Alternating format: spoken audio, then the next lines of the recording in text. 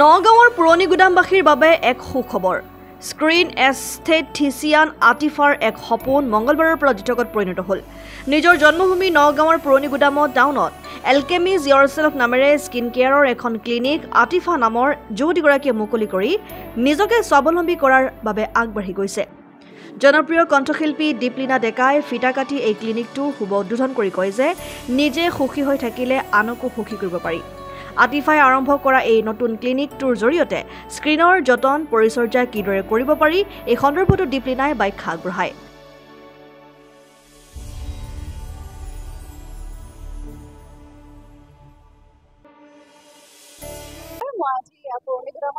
আৰু সাধাৰণতে গান গাবলৈ যাওঁ, গানৰ অনুষ্ঠানত যাওঁ। আজি এখন স্কিন এস্থেটিক ক্লিনিকলৈ আহিছোঁ, তেওঁ মুকলি কৰিছে। আৰু কথাটো এনেকুৱা যে আজিৰ সময়ত বুলি নহয়, সদায় এনেকুৱা হয় যে প্ৰত্যেকেই নিজক ভালকৈ ধুনীয়াকৈ ৰাখিব বিচাৰে, চেষ্টা কৰে আৰু ৰাখিবও লাগে, নিজৰ যত্ন ল'ব লাগে, নিজক ধুনীয়াকৈ ৰাখিব লাগে। তেতিয়া আচলতে নিজৰ কাৰণে ভাল আৰু নিজে সুখী হৈ থাকিলে আনক সুখী কৰি ৰাখিব পাৰি, নহয় জানো? গতিকে আতিফাৰ ফালৰ পৰা এটা নতুন আচলতে এডিশ্যন। তাইৰ খুব চখ আছিলে, খুব ইণ্টাৰেষ্ট গোটেই স্কিনৰ ওপৰত। তাই স্কিন এস্থেটিক ক্লিনিক, তাতে কি থাকিব বিশেষকৈ সেইখিনি কথা তেওঁ ক'ব। আজিকালি বিভিন্ন ধৰণৰ পদ্ধতিৰে পাৰ্মানেণ্ট আইব্ৰ' কৰিব পাৰি, স্কিন লাইটনিং কৰিব পাৰি আৰু বিভিন্ন কথা আছে। আচলতে মই ইমান বেছি টেকনিকেলি নাজানো, কিন্তু আমাৰ আতিফাই বুজাই দিব। মই হৈছোঁ এস্থেটিচিয়ান, মই স্কিন এস্থেটিচিয়ান। মই কিছুমান ফেচিয়েল ফিচাৰ্ছৰ কাৰণে ৱৰ্ক কৰোঁ। যেনেকৈ মই পাৰ্মানেণ্ট আইব্ৰ'জ বনাওঁ। আইব্ৰ'জ কিছুমান মানুহৰ বহুত পাতল থাকে due to many reason like cancer, alopecia আৰু জেনেটিকলিও বহুত মানুহৰ পাতল থাকে, সিহঁতে পাৰ্মানেণ্ট আইব্ৰ'জ কৰিব বিচাৰে।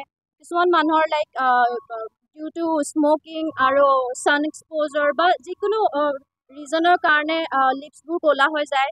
তো আমি লিপছ পিগমেণ্টেশ্যন, মাইক্ৰ' পিগমেণ্টেশ্যন কৰাওঁ, যিটোৱে আকৌ আপোনাৰ বেগটো নৰ্মেল বা পিংক লিপছ কৰি তোলে। তাৰপিছত আমাৰ যেনেকৈ ফাউণ্ডেশ্যন থাকে, মানুহে ফাউণ্ডেশ্যন মেকআপত লগোৱা হয়, ছেইম তেনেকৈ এইটো foundation permanent foundation, hydrafacial, nail extension, hair extension. আৰু মই এইখিনিতে ক'ব বিচাৰোঁ, মই 2 টাইম নেশ্যনেল এৱাৰ্ডিও হয়। ফাৰ্ষ্ট টাইম মই 2022 পাইছিলোঁ for best emerging permanent makeup artist in New Delhi from Malaika Arora itself. And second time I got it again in 2023 for most profound permanent makeup artist in New Delhi in Dubai.